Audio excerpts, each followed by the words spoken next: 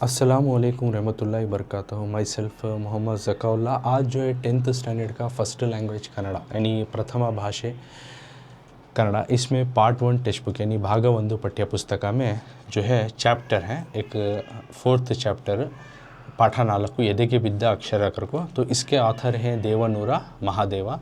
तो उनकी इस लेसन को जो है ऑलरेडी मैं 5 क्लास कर चुका हूँ, पार्ट 5 तक कर चुका हूँ। तो पिछले पार्ट में हम लोग यानी पार्ट 5 में संदर्भ सहित स्वारस्यವನ್ನು विवरिಸಿ यानी ई मेन जो आता है सेकेंड ई मेन संदर्भ सहित स्वारस्यವನ್ನು विवरिಸಿ।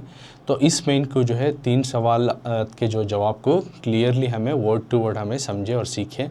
तो 4th वन का कुछ आधा जो आंसर समझाया था तो उसका एक बार पीछे से उसको रिवाइज़ कराते हुए फुल आंसर आज समझाता हूँ। और आने वाले जो एक्सरसाइजेस ही वो भी जो है आज इस पार्ट 6 क्लास में यानी ये लास्ट क्लास रहेगा इस सबक का पार्ट 6, तो उसमें मैं समझाने वाला हूँ। तो आज सबसे पहले तुम्हें स्क्रीन में देख सकती हैं संदर्भ सहित स्वारस्यವನ್ನು विवरिಸಿ ई मेंथ है यानी ये एदेगे बिद्द अक्षर उस सबक का पेज नंबर 38 पुटದ संख्ये 38। तो स्क्रीन में यहाँ दिखा रहा हूँ। संदर्भ सहित स्वारस्यವನ್ನು विवरिಸಿ मौके के साथ मज़ेदार वाक्य को लिखो। तो इसमें क्या फर्स्ट सवाल दूसरा और तीसरा मैं ऑलरेडी समझा हूँ, तो इस क्लास में मैं डिस्कस नहीं करने वाला हूँ। तो 4th क्वेश्चन इसका आधा समझाया था, तो एक बार रिवाइज कराते हुए फुल आंसर मैं समझा रहा हूँ। ये समष्टि मनस्सिನಲ್ಲಿ ಎಲ್ಲರೂ ಇರುತ್ತಾರೆ। तो 4th क्वेश्चन है ये जो इक्वल माइंडसेट में ये समष्टि मनस्सिನಲ್ಲಿ इस मन में ಎಲ್ಲರೂ ಇರುತ್ತಾರೆ सब लोग रहते हैं, ಎಲ್ಲರೂ ಇರುತ್ತಾರೆ सब लोग जो है रहते हैं, इस मन में सब लोग जो है रहती करको सवाल है। तो इसका आंसर अब हमें समझेंगे। तो ये टेक्स्ट बुक का क्वेश्चन हमें देखे। तो एज यूजुअल जो है संदर्भ स्वारस्य लिखे तो फर्स्ट पॉइंट मालूम है तुम ना प्रस्तावना या फिर आय के करको पॉइंट लिखना जिसमें ऑथर का नाम, लेसन का नाम और किताब का नाम मेंशन करना। तो ऑलरेडी हमें 3 संदर्भ में सीखो ही, तो उसी को एक बार तुम ना दिखा रहा हूँ। ಈ ಸಮಷ್ಟಿ ಮನಸ್ಸಿನಲ್ಲಿ ಎಲ್ಲರೂ ಇರ್ತಾರೆ सेम क्वेश्चन जो टेक्स्ट बुक में देखे सब मन में सब लोग रहते हैं। तो ಪ್ರಸ್ತಾವನೆ ಆಯ್ಕೆ में लिखती ಪ್ರಸ್ತುತ ಈ ವಾಕ್ಯವನ್ನು ದೇವನೂರು ಮಹಾದೇವು ಅವರು ರಚಿಸಿರುವ ಎದೆಗೆ ಬಿದ್ದ ಅಕ್ಷರ ಎಂಬ ಗದ್ಯ ಭಾಗದಿಂದ ಆರಿಸಲಾಗಿದೆ। तो प्रस्तुत ಈ वाक्य मौजूदा ये सवाल वाले लाइन को देवनूरा महादेवा रवर उन्हों जो है रचिसिरुवा लिखा गया ಎದೆಗೆ बिद्द अक्षर सीने पे गिरा हर्फ ಎಂಬ गद्य भागದಿಂದ कने के सबक से आरिಸಲಾದ उससे चुना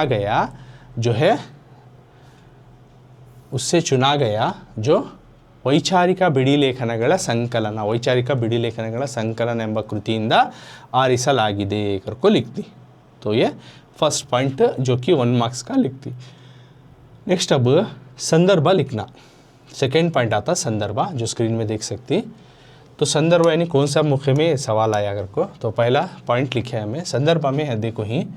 दूसरा पॉइंट ಸಮನ್ವಯತೆಯನ್ನು ಕಾಣಬೇಕಾದಲ್ಲಿ ಅದನ್ನು ಸಮಷ್ಟಿ ಮನಸ್ಸಿನಲ್ಲಿ ಕಾಣಬೇಕು ಎಂದು ಲೇಖಕರು ಹೇಳುವ ಸಂದರ್ಭದಲ್ಲಿ ಈ ವಾಕ್ಯ ಮೂಡಿ ಬಂದಿದೆ। यानी समन्वयತೆಯನ್ನು इक्वालिटी को बराबरी को जो है ಕಾಣಬೇಕಾದಲ್ಲಿ देखना है का तो ಅದನ್ನು उसको हमें समष्टि मनस्सिನಲ್ಲಿ इस इक्वल माइंडसेट में बराबर वाले मन में हमें ಕಾಣಬೇಕು देखना है ಎಂದು ಲೇಖಕರು करको ऑथर जो है ಹೇಳುವ ಸಂದರ್ಭದಲ್ಲಿ बोलने के दरमियान जो है ये वाक्य मूडी बंदिದೆ, ये लाइन आया है। यानी संदर्भ मौके में लिखती हैं कि बराबरी के चीज़ को हमें देखना, बराबरी को देखना है चाहना का तो ये इक्वल माइंडसेट में ही हमें देख सकती हैं करको ऑथर बोलने के दौरान ये बात आती है। तो संदर्भ का कंटिन्यू पॉइंट तुम्हें लिखना चाहिए, विवरणೆ के दार को लिखे तो चलता है, नहीं डाले तो भी चलता है। ಈ ಮನಸ್ಸಿನೊಳಗೆ ಕೊಲೆ, ಸುಲಿಗೆ, ದ್ವೇಷ, ಅಸೂಯೆ, ಕ್ಷೋಭೆ ಮುಂತಾದ ಗುಣಗಳಿಂದ ಈ ಜಗತ್ತು ನರಳುತ್ತಿದ್ದು ಇದನ್ನು ಹೀಗೆ ಬಿಟ್ಟರೆ ಈ ಜಗತ್ತು ಘಾಸಿಗೊಳ್ಳುವುದು, ಏಕೆಂದರೆ ಎಲ್ಲರ ಮನಸ್ಸಿನೊಳಗೆ ಎಲ್ಲರೂ ಇರುತ್ತಾರೆ। मतलब इसमें संदर्भ का कंटिन्यू लिखना ई मनस्सिनೊಳಗೆ इस मन में इस माइंड में जो है क्या रहता है कोले यानी किसी कत्ल करना, सुलगे लूटना, द्वेष यानी नफरत, असूये यानी हसद, क्षोभे गम ಮುಂತಾದ वगैरह गुणಗಳಿಂದ वगैरह इस तरह के रवैयों से ये जगत्तु ये दुनिया जो है क्या हो रहा है नरಳುತ್ತಿದ್ದು तकलीफ उठा रहा है ना। तो ಇದನ್ನು इसको ಹೀಗೆ ಬಿಟ್ಟರೆ ऐसा ही छोड़ डाले तो ये जगत्तु ये ज़माना ये दुनिया जो है क्या होता है घासिಗೊಳ್ಳುವುದು, नुकसान हो जाती है, तबाह हो जाती है। ಏಕೆಂದರೆ क्यों ಗೊತ್ತೋ ಎಲ್ಲರ ಮನಸ್ಸಿನೊಳಗೆ हर एक के मन में ಎಲ್ಲರೂ ಇರುತ್ತಾರೆ हर एक रहती हैं सब लोग जो है रहते हर एक के मन में सब लोग रहती हैं तो संदर्भ का कंटिन्यू पॉइंट ये पिछली क्लास में नहीं समझा था तो आज ये समझा रहा हूँ कि इस मन में जो है क्या रहती हमें हर एक इंसान भी जो है बहुत सारे जो है मर्डर करना हो लूटना हो है नहीं या नफ़रत या हसद या गमगीन्स वगैरह वगैरह जो रवैयों से ये ज़माना ये दुनिया जो है क्या हो रहा है बहुत ही तकलीफ़ उठा रहा है एक्सक्यूज़ मी इसे छोड़ेगा तो क्या होता है ये दुनिया जो है इससे नुकसानदेह है नहीं तबाह बर्बाद हो जाता है तो क्यों होगा तो हर एक मन के अंदर जो है सब लोग जुग रहते हैं सभी जो है रहते हैं तो स्वारस्य या विशेषते दो भी लिख सकते हो कंफ्यूज नहीं है ना स्वारस्य और विशेषते दो भी लिख सकते हो ಮನುಷ್ಯನ ಮನಸ್ಸಿನ ಬಗ್ಗೆ ಸರಳವಾದ ಭಾಷೆಯಲ್ಲಿ ವಿವರಿಸಲಾಗಿದೆ तो विशेषते में लिखती मनुष्यನ इंसान के मनस्सिನ ಬಗ್ಗೆ इंसान के मन के बारे में सरलवाद भाषेली आसान वाले ज़बान में यहाँ पर डिस्क्राइब किया जा रहा है यानी इंसान के मन को इंसान के माइंडसेट को बहुत ही आसान सी लैंग्वेज में आसान सी जो ज़बान से यहाँ पर बताया जा रहा है तो इसमें क्या क्या करके लिखती है संदर्भ में तो सबसे पहले देखती हैं इस इक्वल बराबरी वाले माइंड में सभी जो है रहते हैं तो इसको ये सेंटेंस को जो है देवन और महादेवन की लिखी गई ಎದೆಗೆ ಬಿದ್ದ अक्षरा जो है उसमें वैचारिका बिड़ी लेखनಗಳ संकलन नाम की किताब से चुना गया है तो ये हुआ आयके या फिर प्रस्तावने तो संदर्भ में क्या लिखती जो है इक्वालिटी बराबरी को जो है देखना है तो हमें हर एक मन में जो है देखना कर को आथर बोल रही तो मन में क्या रहता है मर्डर करना लूटना या हसद नफ़रत इससे क्या होता है वगैरह वगैरह से दुनिया जो है गमगीन है तो इसको ऐसा ही छोड़े तो तकलीफ़ उठाना पड़ता है कर को बोलने के दौरान जो है ये सेंटेंस आता है तो मज़ेदार वाली बात क्या है इंसान के मन के बारे में बहुत ही आसान तरीके से इस सवाल में समझाया जा रहा है ये मज़ेदार वाली बात है तो ये हुआ संदर्भ जो कि 3 मार्क्स का हमें सीखे तो इस तरह से पूरे संदर्भ ई ಮೆಂತ್ अभ्यास प्रश्नों में ಎದೆಗೆ बिद्ದ अक्षर में पूरे हो गए संदर्भ तो अगला जो अभ्यास प्रश्नों आता है जो प्रायोगिक अभ्यास है प्रैक्टिकल एक्सरसाइजेस कर को इम्पॉर्टेंट ग्रामर के ऊपर सवाल सो डीप ग्रामर जो है व्याकरण क्लास कर कुछ कर रहा हूँ तो उसमें तुम ना मिल जाता है तो इसमें जो है अब जो है प्रायोगिक अभ्यास है यानी एक प्रैक्टिकल जो है एक्सरसाइज कर को तो उस सवाल के जो है जवाब हमें सीखेंगे तो देख सकते हैं ये आता है पेज नंबर 39 जो है उसके बाद देख सकती है ये सैद्धांतिक भाषाभ्यास कर को यानी ये लैंग्वेज का जो एक्सरसाइज है मतलब ग्रामर ये डीप ग्रामर जो है व्याकरण क्लास में मैं करता हूँ तो यहाँ जाकर देख ले सकते तो आज अब हमें कंटिन्यू क्या कर रहे हैं प्रायोगिक अभ्यास एक प्रैक्टिकल जो एक्सरसाइजेस उसमें क्या क्या मीनिंग देखेंगे ಕೊಟ್ಟಿರುವ ಪದಗಳನ್ನು ಸ್ವಂತ ವಾಕ್ಯದಲ್ಲಿ ಬಳಸಿ टेस्ट में और यूनिट टेस्ट में जो है टीचर्स इसके ऊपर सवाल दे सकती स्ವಂತ वाक्य तुमने क्या भी एनुअल एग्जाम में तो इसके ऊपर सवाल नहीं आता स्ವಂತ वाक्य से लेकिन टेस्ट और यूटी में वगैरह दे सकते हैं और लैंग्वेज हमारी डेवलपमेंट होना ज़बान अच्छी होना का तो ये ಸ್ವಂತ वाक्य वाला मेन सीखना बहुत ज़रूरी है तो ಕೊಟ್ಟಿರುವ ಪದಗಳನ್ನು दिए गए अल्फाज को वर्ड्स को ಸ್ವಂತ वाक्यದಲ್ಲಿ यानी एक ओन सेंटेंस में यानी खुद के जुमलों में इस्तेमाल करें ಬಳಸಿ ಕೊಟ್ಟಿರುವ ಪದಗಳನ್ನು दिए गए अल्फाज को ಸ್ವಂತ वाक्यದಲ್ಲಿ यानी ओन सेंटेंस में खुद के जुमले में ಬಳಸಿರಿ इस्तेमाल कीजिए तो क्या क्या वर्ड्स देखो ही कक्का बिक्की वर्ड देखो ही आरंभिसु देखो ही प्रयत्निसु देखो ही घासीगुड़िसु देखो ही इस तरह से 4 अल्फाज देखो ही हर एक अल्फाज को उठा लेना और उससे एक एक सेंटेंस बनाना स्ವಂತ वाक्य का तो make your own sentence her sentence सही सेंटेंस तुम्हें वो वर्ड के तहत तो बनाए तो तुम ना 1 मार्क मिलता है तो ಸ್ವಂತ वाक्य ओन सेंटेंस यानी खुद के तुम्हें जुमले बनाना सेंटेंस बनाना जिसमें कि ये वर्ड आखरना आप कक्का बिक्की करने का वो सेंटेंस में कांतो भी आखरना आरंभिसु करने का वो सेंटेंस में कांतो भी आखरना उसी तरह प्रयत्निसु घासी गुड़िसु ये 4 वर्ड से इनके अलग अलग सेंटेंस बनाना चलो अब हमें इसके माने और इसके सेंटेंस क्या बनाना वो अब हमें सीखेंगे तो ये टेक्स्ट बुक का क्वेश्चन हमें देख लिया अब उसके आंसर की तरफ हमें जाएंगे तो जो कि आंसर को हमें अब सीखेंगे सो भाषा चटुवटिके या फिर तुम्हें देख सकती प्रायोगिक अभ्यास दोनों एक ही है सो ಕೊಟ್ಟಿರುವ ಪದಗಳನ್ನು दिए गए अल्फाज को ಸ್ವಂತ ವಾಕ್ಯದಲ್ಲಿ ಬಳಸಿ यानी खुद के जुमलों में इस्तेमाल कीजिए make your own sentence by using this words तो पहला वर्ड क्या है कक्का बिक्की को है कक्का बिक्की यानी एकदम खामोश हो जाना एकदम खामोश हो जाना, एकदम क्या करना कर को मालूम नहीं होते, हक्का बक्का हो जाना बोलती नहीं, इसको बोलती कक्का बिक्की। तो इसका सेंटेंस क्या, ಹರಟೆ ಹೊಡೆಯುತ್ತಿದ್ದ ಹುಡುಗಿಯರ ಹಿಂದೆ ಆಕಸ್ಮಿಕವಾಗಿ ಬಂದು ನಿಂತ मुख्योपाध्यायनिಯನ್ನು कंडु आ हुಡುಗಿಯರೆಲ್ಲ कक्का बिक्की आदरू। अगर को देखो ये तो मज़ेदार सेंटेंस बना के कक्का बिक्की, इसमें एक सेंटेंस बनाना जो कि एक सेंटेंस में जुमला ये अल्फाज आना, इसी तरह के एज बनाना कर को नहीं, तुमने और कौन सा भी आसान आता है तो भी बना सकते हैं, लेकिन मीनिंगफुल रहना।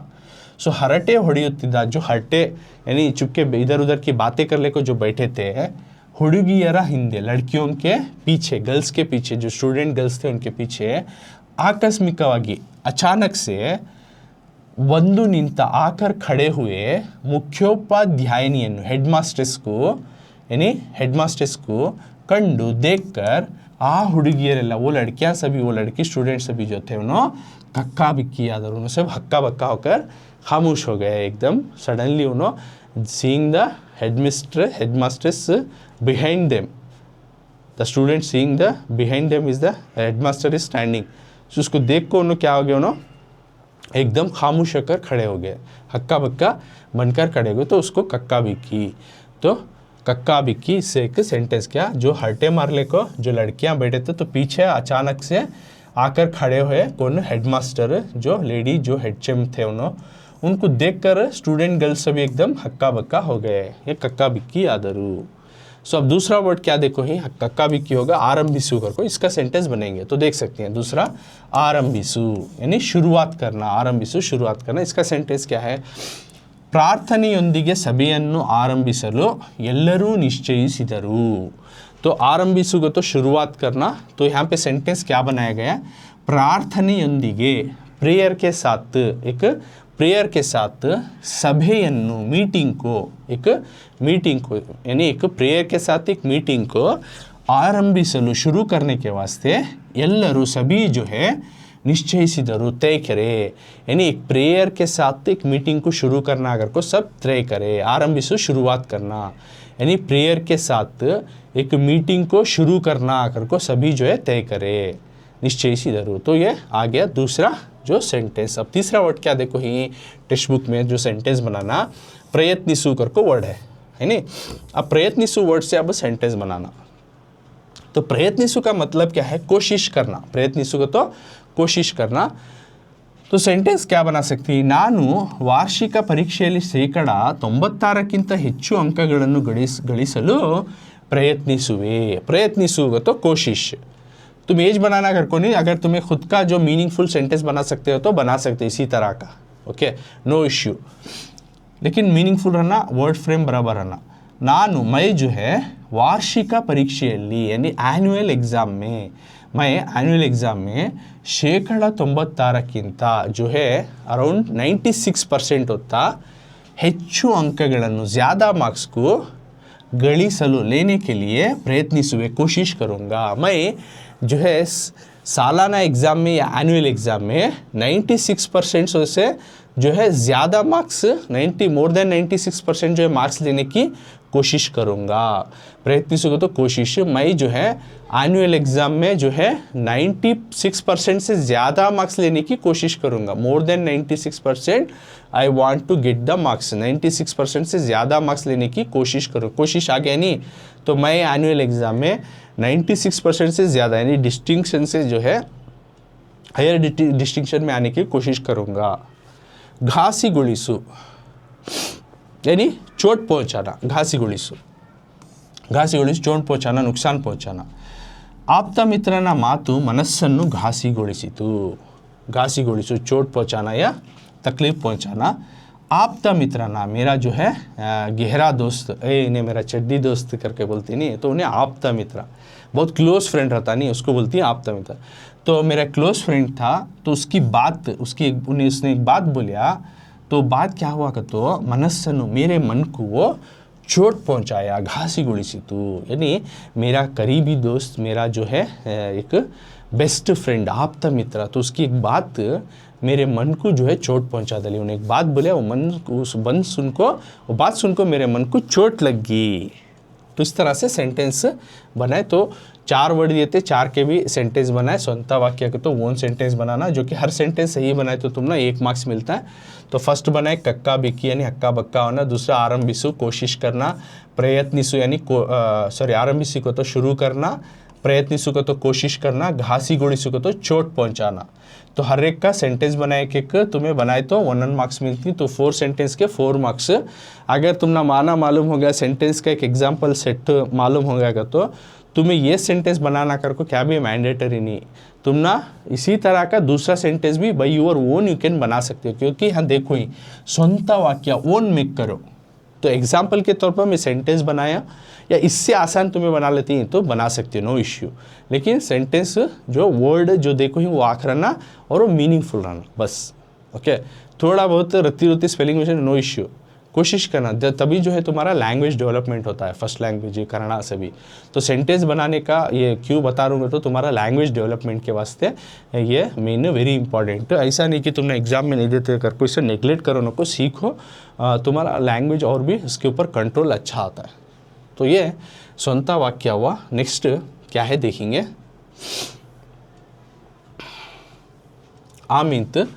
ಆಮೀಂತ್ ಎದೆಗೆ ಬಿದ್ದ ಅಕ್ಷರ, ಪೇಜ್ ನಂಬರ್ 39, ಪುಟದ ಸಂಖ್ಯೆ 39, जो प्रैक्टिकल जो एक्सरसाइज है ಪ್ರಾಯೋಗಿಕ ಅಭ್ಯಾಸ, उसमें सेकेंड मीन ಕೊಟ್ಟಿರುವ ಪದಗಳ ವಿರುದ್ಧಾರ್ಥಕ ಪದ ಬರೆಯಿರಿ। दूसरा मीन है ಕೊಟ್ಟಿರುವ दिए गए पदगढ़ अल्फाज के विरुद्धार्थक ऑपोजिट वाले यानी ऑपोजिट माना देने वाले पदा बरेरी, अल्फाज को लिखिए। दिए गए अल्फाज के ऑपोजिट माना देने वाले अल्फाज को लिखो। Right the opposite words for the below words करको। तो वर्ड्स क्या क्या देखो ही, ಒಳಿತು, समष्टि, पुण्य, बेळकु, धर्म करको 5 वर्ड्स देखो ही, 5 अल्फाज देखो ही। तो इन वर्ड्स के जो है हमें क्या लिखना, विरुद्धार्थक, विरुद्ध अर्थक का तो विरुद्ध का तो ऑपोजिट यानी उल्टे अर्थ का तो अर्थ यानी उल्टे अर्थ देने वाले, ऑपोजिट माना देने वाले को बोलती विरुद्धार्थक। तो उस तरह ऑपोजिट माने देने वाला वर्ड जो है लिखना, वो चांस है इसका। तो 5 वर्ड दी, इनका 5 वर्डों का भी जो है अलग अलग ऑपोजिट वर्ड लिखना। तो हर एक जो है सही लिखने पर 1 मार्क्स आता, 5 मार्क्स। तो तुम ना एनालॉजी में पूछ सकती, या एमसीक्यू में तुम ना दे सकती, टेस्ट में दे सकती। तो ये सीखना तुम्हें बहुत ज़रूरी है। तो चलो अब इस वर्ड्स का माने और इसका आंसर क्या है हमें सीखेंगे वो सेट। तो ये टेक्स्ट बुक का क्वेश्चन हमें देख लिया। तो विरुद्धार्थ का अपोजिट वर्ड सीखना है अब हमें। तो सेम क्वेश्चन और उसका आंसर मैं इस साइड बता रहा हूँ। तो स्क्रीन में यहाँ देख सकती हैं तुम्हें।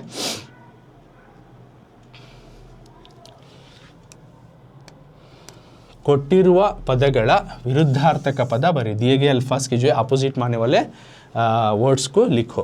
ಒಳಿತು, ಒಳಿತು का तो क्या, अच्छाई, ಕೆಡಕು का तो बुराई, ಒಳಿತು का तो अच्छाई, ಕೆಡಕು का तो बुराई, अच्छाई बुराई। समष्टि का तो इक्वल माइंडसेट वाले, बराबर मन वाले। असमष्टि बराबर नहीं मन वाले, यानी इक्वल माइंडसेट नहीं रहने वाले। Equal mindset, there is no equal mindset. असमष्टि का तो पुण्य का तो नेकी, पुण्य का तो नेकी। पापा का तो गुना, पुण्य का तो नेकी, पापा का तो गुना। बेळकु, बेळकु यानी रोशनी, कत्तले यानी अंधेरा। बेळकु यानी रोशनी, कत्तले यानी अंधेरा। धर्म यानी दीन, दीन। अधर्म यानी बेदीन, दीन बेदीन, धर्म अधर्म। सो दिए गए अल्फाजों का अपोजिट वर्ड लिखो। ಒಳಿತು का तो अच्छाई, ಕೆಡಕು का तो बुराई, समष्टि का तो इक्वल माइंडसेट, असमष्टि का तो इक्वल माइंडसेट नहीं रहने वाले घर को। पुण्य का तो नेकी, पापा का तो गुनाह, बेळकु का तो रोशनी, कत्तले का तो अंधेरा, धर्म का तो दीनी, अधर्म का तो बेदीनी। समझ में है ना। अच्छा बुरा equal, there is no equal. नेकी गुनाह, रोशनी अंधेरा, दीन बेदीन, धर्म अधर्म। ಒಳಿತು दिए तो ಕೆಡಕು लिखो, अच्छाई बुराई, समष्टि यानी इक्वल माइंडसेट, असमष्टि इक्वल नहीं रहना, बराबरी नहीं रहना, बराबर, देयर इज नो बराबरी, बराबरी नहीं है। पुण्य का तो नेकी यानी जो है अच्छा ही काम करना, नेकी हासिल करना। पापा का तो गुना, नेकी गुना। बेळकु का तो रोशनी, अब उसका अपोजिट अंधेरा, कत्तले। धर्म का तो दीन, अधर्म का तो बेदीन, दीन है बेदीन है। तो ये अपोजिट वर्ड से विरुद्धार्थक का पदा। तो हर एक को 1-1 मार्क्स आता, सही जवाब लिखने पर 1 मार्क्स मिलता। तो 5 हमें सॉल्व करें तो 5 के 5 मार्क्स। तो अगला क्या है टेक्स्ट बुक में देखेंगे। तो टेक्स्ट बुक में अगला मीन है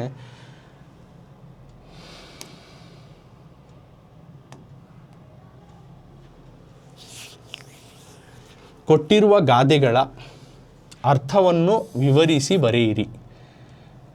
दिए गए गादे यानी प्रोवर्ब्स के माने को डिस्क्राइब करके लिखो अगर कोई, तो गादे के रिलेटेड जो प्रोवर्ब के ही इसे डीप व्याकरण क्लास में मैं अलग करता हूँ. ओके, गादेಗಳು को ऑलरेडी सेकेंड लैंग्वेज में अगर व्याकरण में करको हूँ, तो फर्स्ट लैंग्वेज में जो जो गादे इंपॉर्टेंट गादे आती हैं तुम ना प्रोवर्ब करको, तो क्योंकि ये भी 3 मार्क्स को रिलेटेड इसके ऊपर क्वेश्चन आता है, तो ये ग्रामर रिलेटेड है.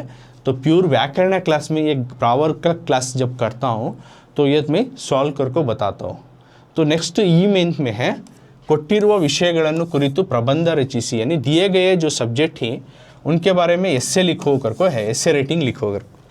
तो एस्से रेटिंग के भी ऑलरेडी मैं बहुत सारे क्लास करको हूँ रिलेटेड सेकेंड लैंग्वेज के बारे में.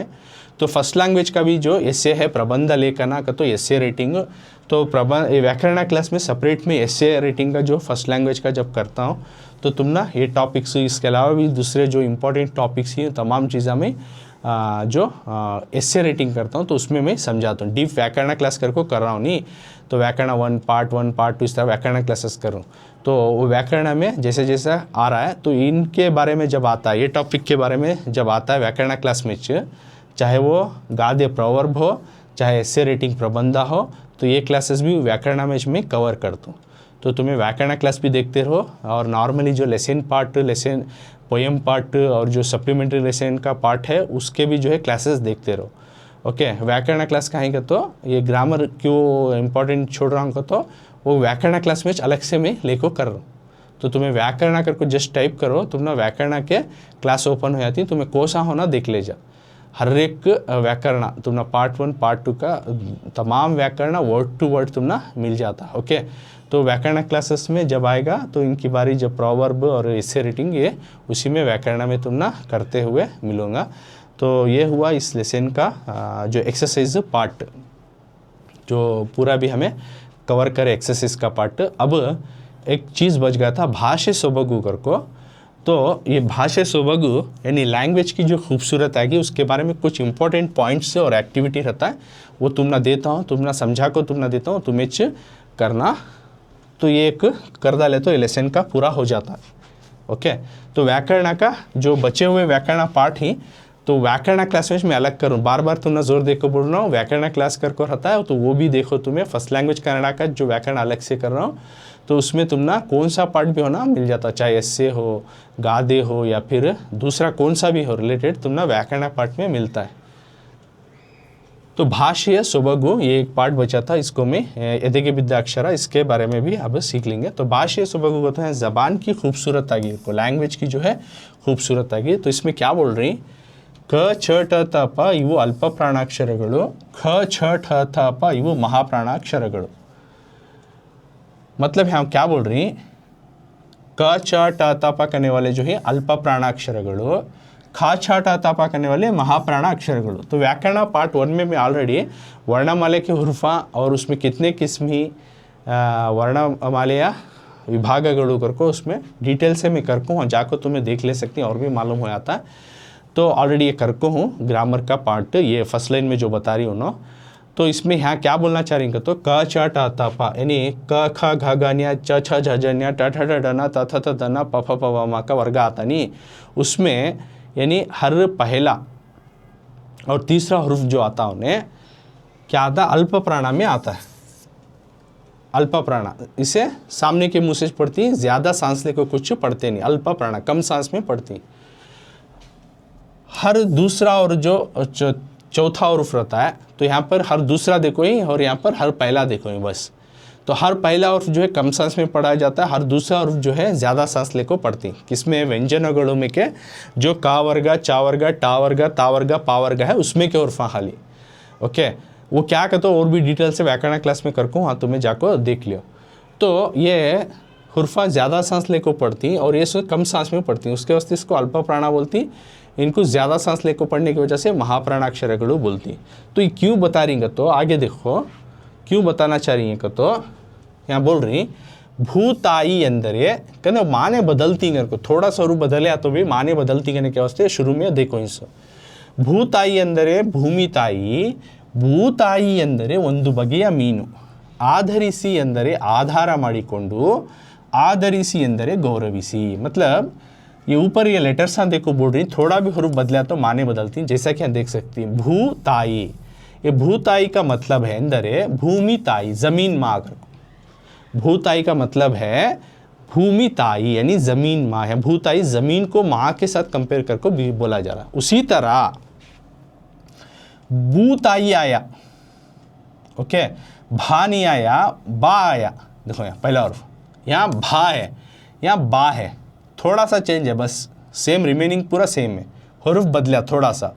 ये फर्स्ट बा, ये सेकेंड भा है नहीं। तो भूताई का तो क्या हो जाता उन्हें अंदर है, मतलब वंदु बगे एक किस्म का मीनू मछली। तो भूताई का तो उन्हें एक किस्म की मछली हो जाती है, उसे भूताई का तो जमीन माँ होती है। समझ में आ रहा है? थोड़ा सा चेंज हुआ बस, अंडरस्टैंड। सो भूताई का तो जमीन माँ, उसी तरह भूताई, देखो नीचे खाली लकीर ने एक हरूफ बदला तो इन्हें क्या होता है, इसका मतलब भूताई का मतलब एक किस्म की मछली जो मंगलोर साइड, दक्षिण कन्नड़, उडुपी यहाँ गए तो भूताई मीनू करके मिलता है। ओके, तो भूताई छोटे छोटे मच्छियाँ रहती, समंदर के मच्छियाँ, तो उनको भूताई करके बोलती है। ओके, तो भूताई मीनू, भूताई का तो ज़मीन, भूताई का तो एक माना आता है ज़मीन, और एक भूताई का तो आता है एक किस्म की मछली। तो आगे बोल रही उसी तरह आधरिसी, आधरिसी का तो आधारा माडिकोंडु यानी उसका सपोर्ट ले लेको, उसका सहारा ले लेको, आधारा माडिकोंडु। उसी तरह आधरिसी या धा गया, खाली दा हुआ, खाली ये हरूफ देखो, देखो यहाँ ये सेकेंड हरूफ देखो, यहाँ धा है या दा है, खाली आधरिसी होगा तो इन्हें क्या होगा, गौरविसी, रेस्पेक्ट करो को। समझ में है ना? तो यहाँ पे क्या बोला जा रहा है, आधरिसी, सिर्फ एक हरूफ बदलने से इन्हें क्या होगा, आधरिसी का तो आधारा माडिकोंडु, सहारा बना ले को हुआ। उसी तरह आधरिसी का तो क्या होगा, रेस्पेक्ट करो, एंदरे गौरविसी यानी रेस्पेक्ट करो, इज्जत करो। आधरिसी का तो इज्जत दियो, रेस्पेक्ट दियो को, आधरिसी का तो उसका सहारा बना लियो। सिर्फ इन दोनों अल्फाज में थोड़ा सा फ़र्क क्या है का, तो बीच का जो दूसरा हरूफ है देख सकती, धा है या दा है, सिर्फ एक हरूफ बदलने से मानाज बदलगा। उसी वजह से जो है बिगिनिंग में उन्होंने काचा टातापा और खाचा टातापा को बोल को इनसे, तो इनको अल्पा प्राणा बोलती, इनको महाप्राणा बोलती, इसलिए वो शुरू में हरफान देखो बता रही, थोड़ा सा भी हरूफ चेंज हो उनका माना बदलता है। आधरिसी का तो यहाँ पर उसका सहारा बना ले को, आधरिसी का तो यहाँ पे उसका इज्जत, रिस्पेक्ट करना, इस तरह से। तो उसी तरह और भी है,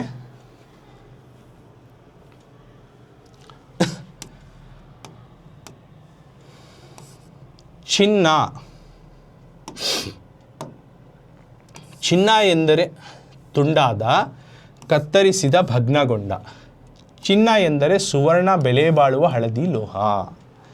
तो यहाँ पे आगे क्या बोला जा रहा है, छिन्ना, देखो छिन्ना का तो ಎಂದರೆ का तो ತುಂಡಾದ, टुकड़ा हुआ सो, कत्तरिसिदा, कट हुआ है सो, या फिर भग्नागोंडा, एक जो है एक फना हुआ है सो, टुकड़ा हुआ है सो, कट हुआ है सो या फना हुआ है सो, तो उसका मतलब है छिन्ना। अगर छिन्ना का मतलब वैसा आता है। उसी तरह ये हरूफ बदल को चिन्ना, छिन्ना नहीं चिन्ना एंदरे का तो, चिन्ना एंदरे, चिन्ना का तो उसका माना होता है सुवर्ण, सोना, गोल्ड करको, यानी बेले बाड़ुआ, कीमती, हळदी लोहा, एक येलो किस्म का मेटल, कीमती येलो मेटल कौन सा, सुन्ना, गोल्ड। या गोल्ड को चिन्ना बोलती, सुवर्ण का तो भी गोल्ड ही, चिन्ना को गोल्ड बोलती। खाली यहाँ एक हरूफ बदला, छिन्ना होगा तो उन्हें टुकड़ा या कट्ठुआ करको होता। तो ये हरूफ देखो माना कितना बदलिया है ना। तो ये हरूफ क्या, तो वो है छी, छी आगा तो ना वैसा छे, टुकड़ा हुआ, कट हुआ। उसी तरह ची, चिन्ना होगा तो गोल्ड, एक कीमती, एक valuable yellow metal. Next first point में दिया गया है रैतनिगे भूताइये देवरू। मतलब क्या, रैतनिगे किसान को, भूताइये जमीन मात जो है भगवान, देवरू रैतनिगे किसान को, ಭೂತಾಯಿಯೇ ಜಮೀನ್ ಮಾಚ್ जो है देवरु भगवान ರೈತನಿಗೆ ಭೂತಾಯಿಯೇ ದೇವರು किसान को जो है जमीन माच भगवान ರೈತನಿಗೆ ಭೂತಾಯಿಯೇ देवरु है भूताई कर को हम इसी के नहीं जमीन माँ वो हुआ तो किसान को जमीन माच जो है भगवान दूसरा अब ಭೂತಾಯಿ का सेंटेंस बना रही ಬೆಸ್ತನು ಹಿಡಿದ ಮೀನುಗಳಲ್ಲಿ ಭೂತಾಯಿಯದೇ ದೊಡ್ಡ ಪಾಲು यानी बेस्तनु जो फिशरमैन है फिश कैचर तो उसको बोलती है फिशरमैन को बेस्ता one who catches the fishes and sells the fish that fish one who catches and sells the fish for him called as the बेस्ता तो बेस्तनु यानी फिशरमैन हिडिद पकड़ा हुआ मीनुಗಳಲ್ಲಿ मछलियों में भूताई दे भूताई किस्म की जो मछली है उसका एक बहुत बड़ा हिस्सा है उन्हें समंदर में जाल डाल को मच्छियाँ पकड़ा लेकिन उसमें ज़्यादातर मच्छियाँ कौन से किस्म के आए भूताई के मछलियाँ हैं भूताई एक किस्म के मछली जो कि तुमने नेक्स्ट अब पिक्चर में दिखाता हूँ वो ओके समझ में आया ना तो पहला भूताई ज़मीन माँ से सेंटेंस बनाए दूसरा एक किस्म के मछली भूताई उससे सेंटेंस बनाए नेक्स्ट ಆಧರಿಸಿ में सेंटेंस बना रही ರಾಮಾಯಣ ಮಹಾಕಾವ್ಯವನ್ನು ಆಧರಿಸಿ ಹಲವು ನಾಟಕಗಳು ಬಂದವು अब ಆಧರಿಸಿ करको हम इसी के नहीं वर्ड उससे सेंटेंस बना रही रामायण की जो महाकाव्य एक महान जो किताब है एक नज़म वाली किताब एक एपिक किताब तो उसके आधार इसकी उसके सहारे हलवु नाटकಗಳು ಬಂದವು बहुत सारे ड्रामे हैं बहुत सारे नाटक ड्रामे हैं रामायण की जो स्टोरी को रख ले उसकी बेसिस पर तो बेसिस पर आधारित उसके सहारे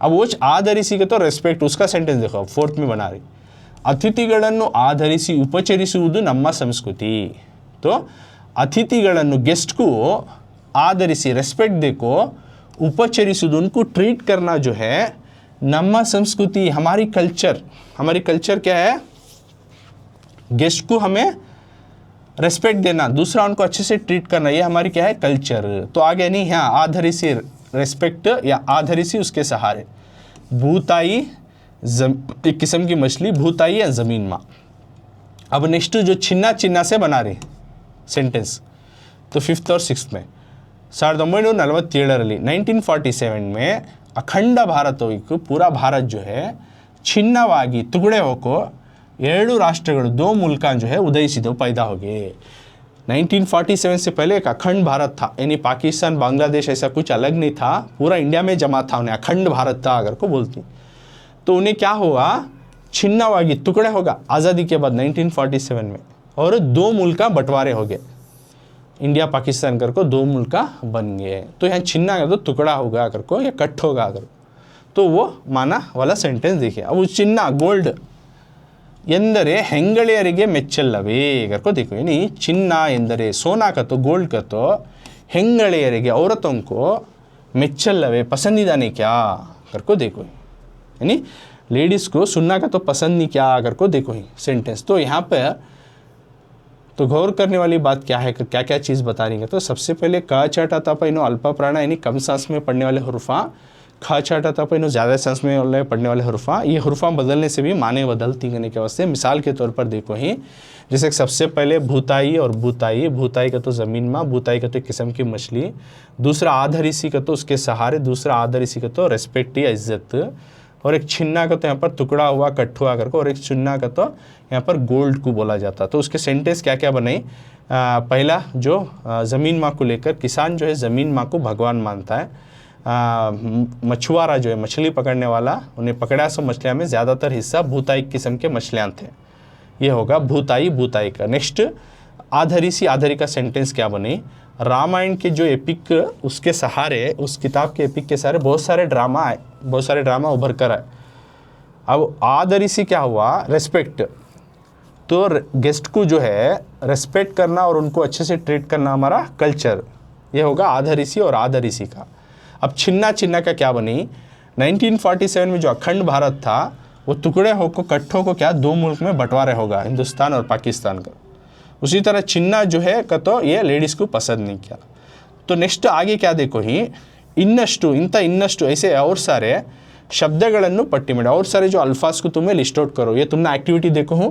तुम्हें जो है लिस्ट आउट कर को पिछले को तुम्हें कमेंट में पोस्ट कर सकती इसी चैनल पे कमेंट सेक्शन में डाल सकती है। तो तुम ना ये एक्टिविटी तुम्हें नोटबुक में बनाओ, इसे और भी वर्ड्स थोड़ा सा और बदल को, उसके माने जिस तरह से बदलती हैं उसके सेंटेंस फ्रेम करको या वर्ड्स की लिस्ट आउट करको तुम्हें बनाओ। It is giving to you activity. तो ये एक्टिविटी तुम ना चटवटिके बोलती हैं कनाडा में, वो एक्टिविटी या चटवटिके तुम ना दे रहा हो, तुम्हें खुद इसी तरह के वर्ड्स लिस्ट आउट करो या सेंटेंस बना को फ्रेम करको दियो।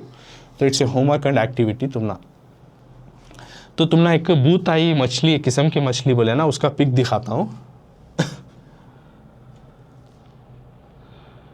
तो भूताई करको जो बोलिया वो मछली का पिक दिखाने वाला हूँ। भूताई जमीन होगी, भूताई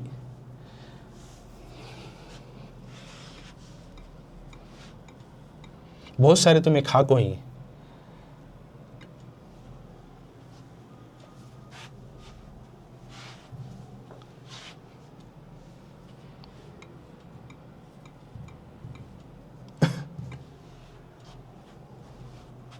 तो ऐसा आ रहा था। सैर्डिन फिश करको बोलती हैं इसको, ऐसा रहती है मछली वो। इसको भूताई, इसका सालन बनाती है, बहुत मज़ेदार रहता है। ओके, तो इमेजेस में तुमने दिखाता हूँ पूरे भी वो चीज़ भूताई के। सैर्डिन मछली करको बोलती हैं इसको। बुंगड़े मीन अलग है, भूताई अलग। हाँ है देखो, तो ये है भूताई मीन, सैर्डिन फिश। तो इस तरह रहते हैं। तो इसका सालन करी बहुत टेस्टी रहता है। ये भूताई, ये फिश को भूताई बोलती है। मंगलोर, उडुपी, दक्षिण कन्नड़ा उधर सब गए तो ये मछली को भूताई बोलती है। तो तुम्हें क्या बोलती है इसको कमेंट सेक्शन में, उर्दू में, इंग्लिश में तो सैर्डिन बोलती है, उर्दू में तुम्हारी जगह में ये मछली क्या बोलती है वो तुम्हें कमेंट सेक्शन में डालो। ओके, तो आज हमें क्लास में क्या क्या सीखे। सबसे पहले संदर्भ का 4th वन सीखे, जो आधा पिछली क्लास में सीखे थे, और रिमेनिंग आज सीखे जो 3 मार्क्स का कवर करे। उसके बाद भाषा स्वभाव जो हुर्फा बदले तो किस तरह से वर्ड फ्रेम होता वो लास्ट में सीखे। उसके बाद जो है प्रैक्टिकल एक्सरसाइज का पार्ट है, स्वतंत्र वाक्य, ओन सेंटेंस बनाना और वर्ड्स फ्रेम करना। तो ये 4 मार्क्स, ये 5 मार्क्स, 9 और संदर्भ 3 मार्क्स। संदर्भ का 3 मार्क्स, संदर्भ का 3 मार्क्स, स्वतंत्र वाक्य 4 वर्ड्स के हर एक का 1-1 मार्क्स, 4 मार्क्स। विरुद्ध पदा के 5 वर्ड हैं, उसके हर एक 1-1 मार्क्स। तो टोटल 9, 10, 11, 12 मार्क्स का, 12 मार्क्स का जो है इस क्लास में हमें सॉल्व करें, जो कि तुम्हारे टेस्ट के नज़रिए से वेरी इंपॉर्टेंट है। यूट्यूब में भी दे सकती, और तुम्हारा लैंग्वेज डेवलपमेंट, जो कन्नड़ा का जो लैंग्वेज डेवलपमेंट करना, उसके वास्ते स्वतंत्र वाक्य जो है बहुत इंपॉर्टेंट था। तो इस तरह से यदेगे विद्या अक्षरा कंप्लीट इस क्लास में पार्ट 6 में जो है मैं कंप्लीट लेसन ख़त्म कर रहा हूँ। और इसमें के जो व्याकरण पार्ट कहाँ रहती है, तो व्याकरण क्लास करके अलग दे रहा हूँ, और एक बार तुम ना रिमाइंड कर रहा हूँ, तो व्याकरण क्लास में जाकर तुम्हें देख लो। तो यहाँ पर ये पार्ट 6 लेसन यदेगे विद्या अक्षरा कंप्लीट चैप्टर होता है।